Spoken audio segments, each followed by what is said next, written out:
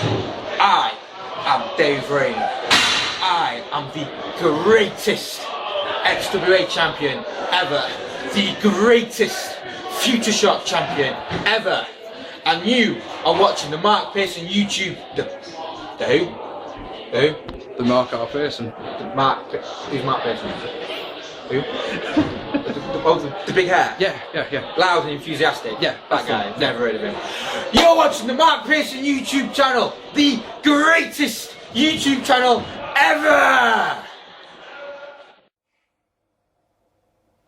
Do you know, one time I might get a wrestler to do an intro for me where they're actually, happy for the publicity, or happy to just be put in the face about or something like that. Would you also believe me if I told you that guy's my favourite wrestler at the moment? Mr. Dave Rain doing the intro for me there. Thank you, Dave. Backhanded compliment, I think, was what we'll call that one. Hello, ladies and gentlemen. How are you doing? I've got 2 reviews for you coming right now. First one is going to be a WWE Over The Limits 2012 thoughts, and then I'm going to do you a... Oh God, the name of this show, you won't believe this one. Great Bear Promotions, Exciting Battle in Cheshire thoughts as well. A double one for you. Also stay tuned because I've got a promo from the babyface Pitbull who's going to be promoting the Infinite Promotions show that I'm going to on Saturday. I have a can of cider. I haven't had any cider for ages. Yummy, yummy, yummy. So I managed to miss the pre-show. Went on WWE.com and the stream was either my computer didn't like it or it wasn't working properly. Dickhead brain didn't think, hey, go on YouTube and watch it. So I managed to miss Zack Ryder versus Kane, but by the sounds of it, I didn't really miss much. Battle Royale was the first thing that kicked us off. This was announced on the pre-show, one of 4 matches on the card that weren't announced. And this was a weird-ass way to start a pay-per-view with the Battle Royale that already started. The main point of... I do this every time, don't I? Main point of interest in this one is lock the window. What the hell? Unlock the window, that's a new one. Stay. Bad window. Thank you. Yeah, main point of interest in this one, of course, being Christian's return. Gotta feel bad for Christian, that's the big return. Thing that was interesting with this one is he came back as a babyface. Last time I remember seeing Christian, and I could be wrong here, but he was standing up for Team Laurinitus just before WrestleMania, wasn't he? And he was a heel then, and what, he's a babyface now? That was weird. Anyway, I don't like Battle Royals as a rule, they don't do anything for me, and, this was just a generic Battle Royale. Went down between Miz and Christian got the win, which meant he could choose between either facing Cody Rhodes for the Intercontinental Championship or Santino Marella for the United States Championship. He chose Santino Marella, and I thought to myself, that's weird, face versus face, but hey, whatever gets you off, man. So, we then get the opening package for the pay-per-view. 15 minutes into the pay-per-view? That's not weird at all, is it? And the opening package is what about one match, and that's Cena vs Laurinitus. Everything else on this pay-per-view is irrelevant. Why should you care when they've put as much effort and thought into it as they have? Why should I care about any of the matches? But hey, Kofi, Kingston and R-Truth defeated Swagger and Ziggler. Why the fuck, right? I don't understand in this one.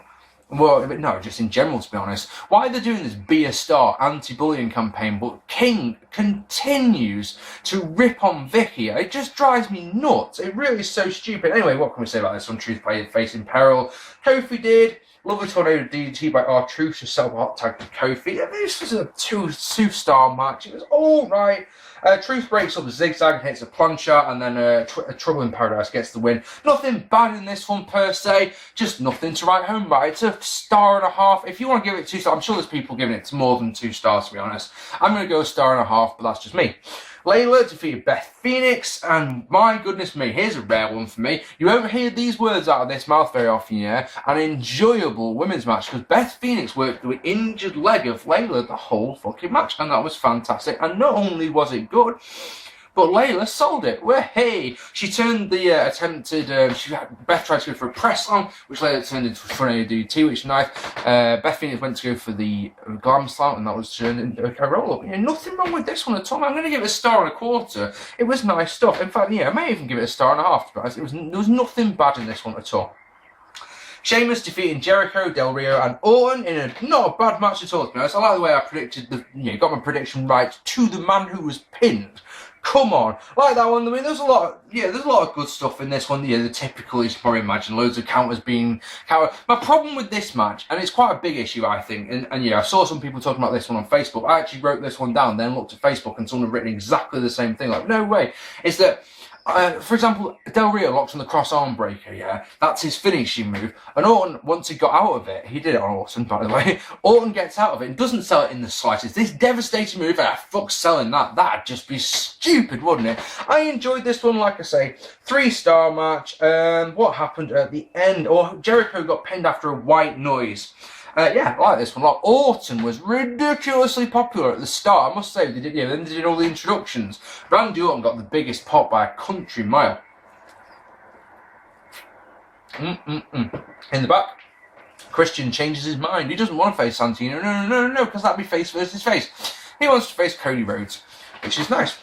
And then, in the second unannounced match of the evening, Miz versus Brodus Clay. Brodus Clay won, obviously. Miz did some dancing at the start. It was funny. He did the Thriller dance, and then Brodus Clay squashed him, you know. Crowd didn't give a fuck about the match. I didn't give a fuck about the match. The only thing of note I can tell you about this one, honestly, is at the end, after Brodus had won, they showed a replay of Miz's moves, yeah, Miz dancing. Jerry Lawler, like the fucking bellend that he is, says, I don't even know what to call this. Is this the robot? And he's doing the fucking Thriller dance. It's just...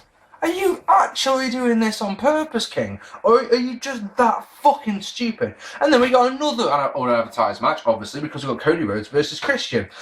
It's an interesting one. In the scheme of things, the way that Santino and Cody have been arguing all week about which one's the more prestigious title, does this mean that the Intercontinental Championship is the prestigious one because that's the one that Christian chose to go after?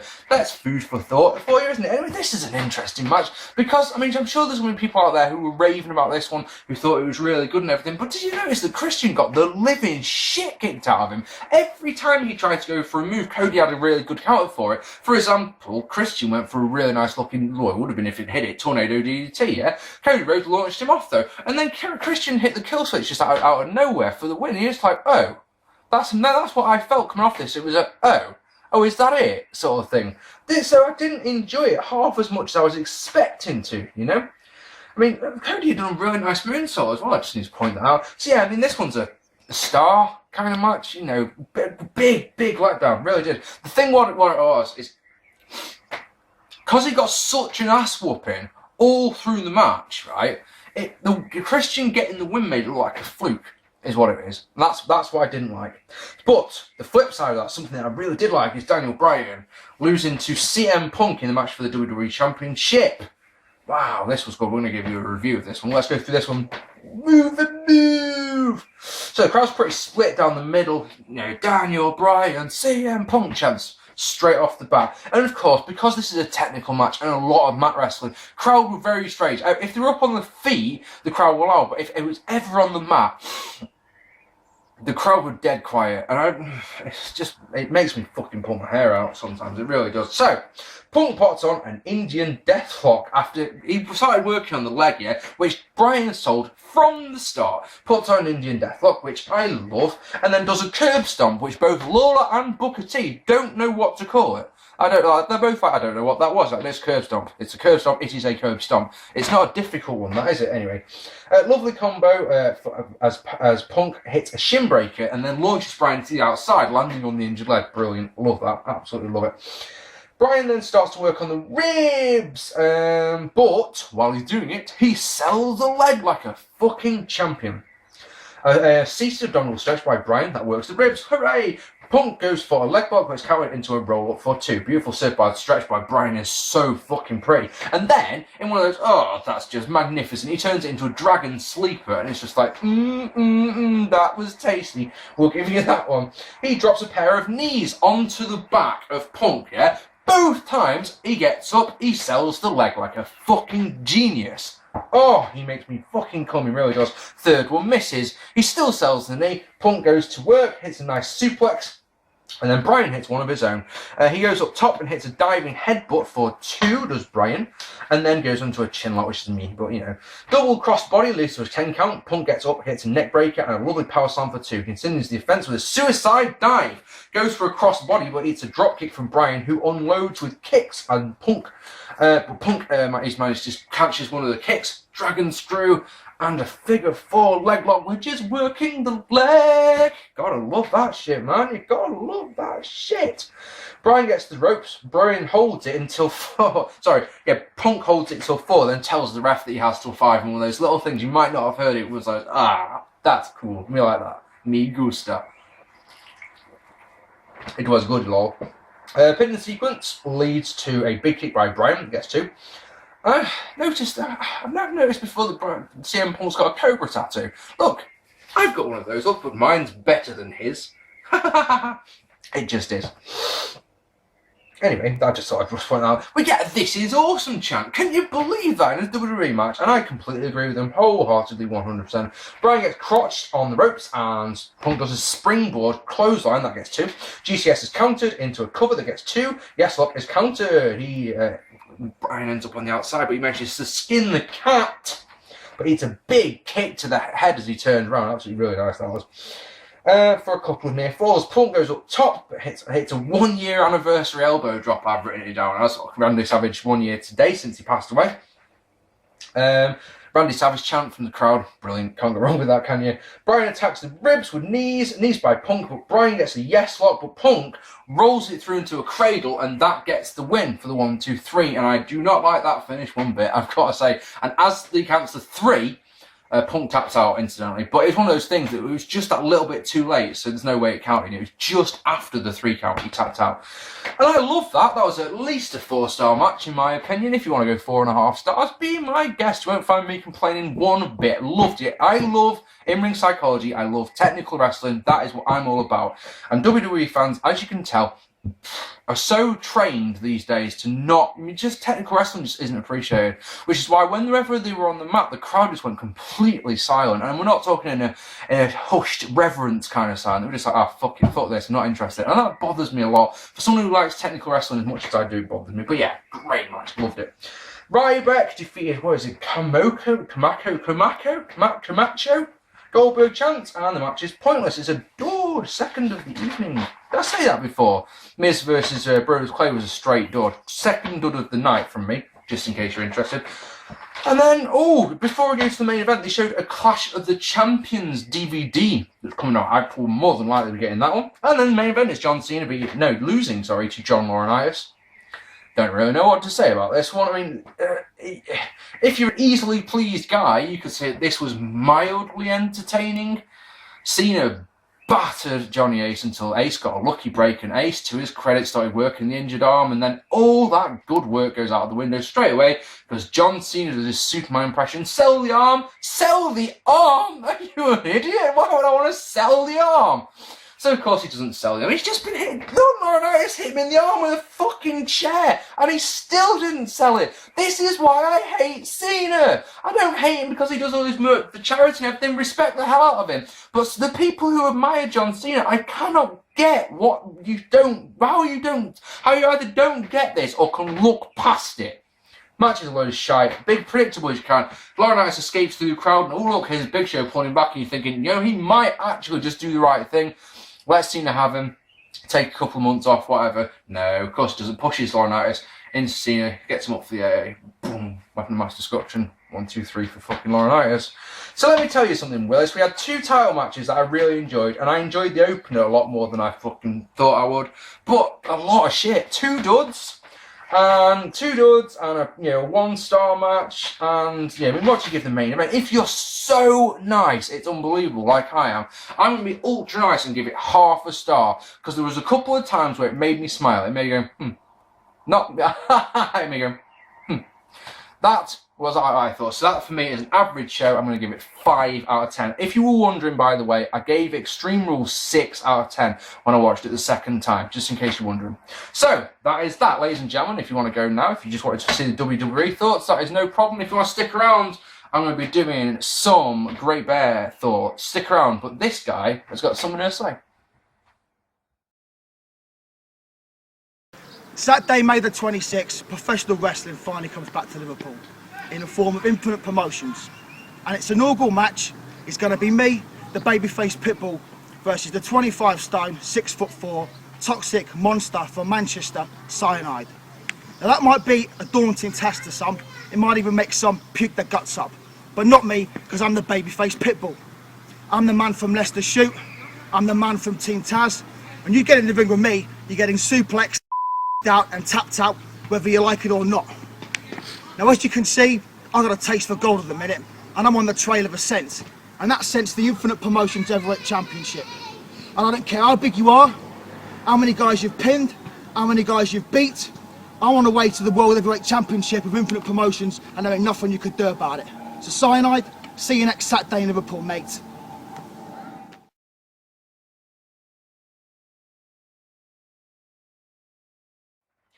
I am so freaking excited about that show. You have no idea. If you're in the Liverpool area, get your ass down to that show. The card is so stacked. No, we are so lucky up here in the northwest of England. We've got a double header weekend next weekend. Infinite Promotions putting on the 51st State of Emergency show in Liverpool on Saturday night, yeah. And then in Manchester, in Stockport, we've got Future Shock 59 on the Sunday night. And I'm going to do both shows. Come on. So if you're in Liverpool or Manchester, you ever wanted to come and meet Mark P? Maybe. Ever thought, yeah, Mark P's a cool guy. I'd like to chill with him. Come along to the shows. Come and chat to me. It'll be good. So, I went to a show this afternoon.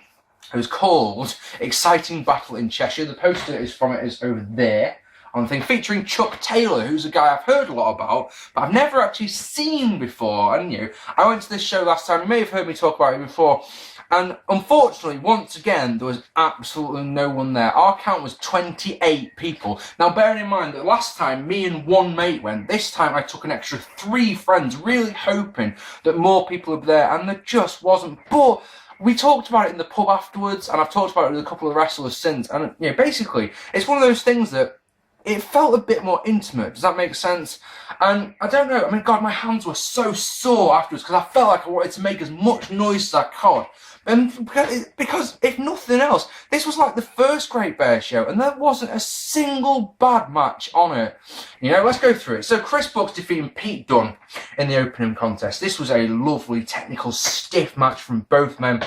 We got some really nice stuff. A lovely abdominal stretch armbar by Brooks, which was lovely. Done with a pump handle flapjack is the best way I can describe it. That I really like. That got 2. Pete Dunne beat the shit out of Brooks. I'm sure Brooks is going to be feeling this one tomorrow. And it was lovely. It was all really, really, really good. Hit an absolutely stunning German suplex that got 2. Chris came back with a German suplex of his own. A big boot and an evil kick that if he doesn't call the Heartbreaker, I don't know what is. It says Heartbreaker on his pants. And as you know, if it says pants, it says something on someone's pants, gotta be true. He says Heartbreaker, so I'm gonna believe him, but I'm guessing that finishing move is called that. Really like that one. Next, Cyanide, one of my absolute favourites. You've heard me rave about Cyanide enough times now, haven't you? Cyanide defeating Evan Sarbin in an absolute squash. This was, for what it was really good. I really enjoyed this one. Cyanide is just an absolute fucking machine. The guy is so agile for a man of his size, it's just almost wrong. He went up, it takes just the most ridiculous amounts of punishment. Went up onto the second rope and did an absolutely ridiculous splash that missed the guy. Basically, though, the story of this match was Cyanide absolutely battering Sarbin until Sarbin was able to hit a really massive spine buster. But in the end, a massive splash got the win for the big guy. And then in the last match before the intermission was Sam Baylor defeating Joey Hayes. Joey Hayes standing in for the man on the left there, Deadly Damon Lee, who couldn't attend. And I was pretty bummed out because I was looking forward to Sam Baylor versus DGL. But when they announced it was Joey Hayes when they replaced him, I was like, oh, well, can't go wrong with that one. And it's like, hang on, he'll work in heel, so it'll be hot stuff Hayes. Like, oh, this one will be special. This match, right, here's a good sign that a match is good for me. When I've gotten 2 lines of notes, or if I take no photos of it. That's 1 or 2, yeah. If you get one of those 2 things, you're onto a good one. 2 lines of notes. Hard hitting from both men. Funny as fuck. Absolutely high freaking hilarious. Joey Hayes had Melanie Price with her, and she was on form, which is always a good thing. Loads of false finishes, loads of really big stuff. Both talking to each other, and they did a thing where they both tried to go for a headbutt at the same time, and both of them lying on the mat, sort of arguing against each other, saying that wasn't a really good idea, wasn't it? No, that wasn't a good idea. Really, really funny stuff. Absolutely loved it. Super kick gets the win for Bayley, and brilliant, absolutely superb. Next, Corey Edwardson versus Flash Morgan. Man, Flash Morgan, he's a great ass heel. Never seen this kid before, and he was brilliant. He dissed Max something fierce. Max just seems to be a magnet for wrestlers dissing him. And yeah, he was dissing all over the but my God, right? There's various types of heel, isn't there? There's the cowardly heel, which I'll talk about in a second, and there's the cocky, arrogant heel. This cocky, arrogant heel, my God, he backed up his words to the face. He did a move that I'm still trying to figure out. Imagine a standing moonsault where he stands and goes over you. He does that, but in midair, floats over into a senton. It was so pretty. It was just, it's like you've got this heel who's been giving it some all match, and you're just like, yeah, he's giving it some to all of us, and we're just like, going, shut up, you. And then he does this move, and you're like, oh, bloody hell, that was really crisp. He then also, later on in the match, tried to do a standing moonsault as well. That got reversed, but yeah, oh man, pretty stuff. Absolutely fantastic. Flash won with a roll-up by holding on to the ropes.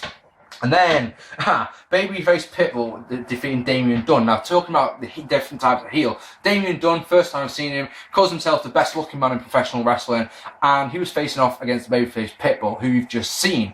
And babyface Pitbull trained with Taz in Taz's dojo in New York, and, well, basically, you can see the influence of Taz because this man can throw a suplex, something wrong. He did the biggest T-bone suplex I've ever seen in this one.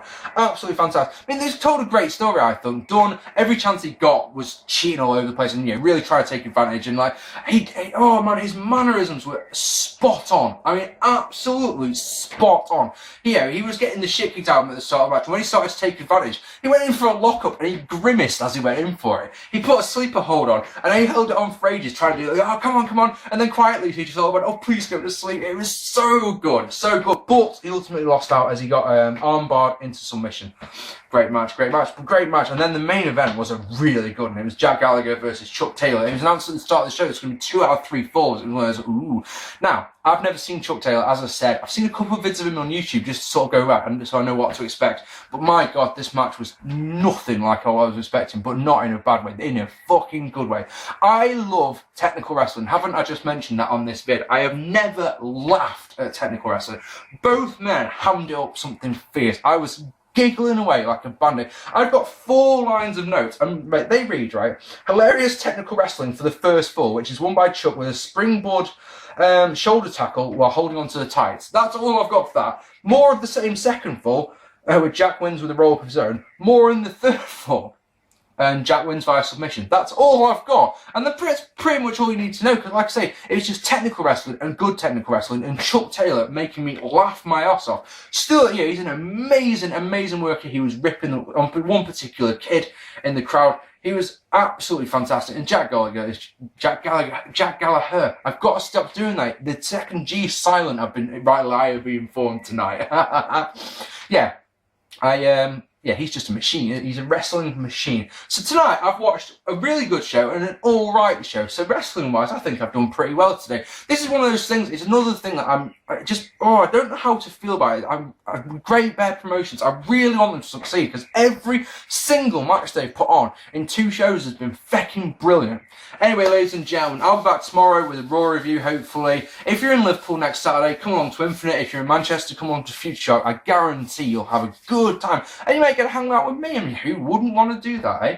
I've been Mark P. Let me know what you thought of the shows down there. Hit that subscribe button if you haven't. I'm going to go and finish this, and I'll see you all very soon. Tatty bye.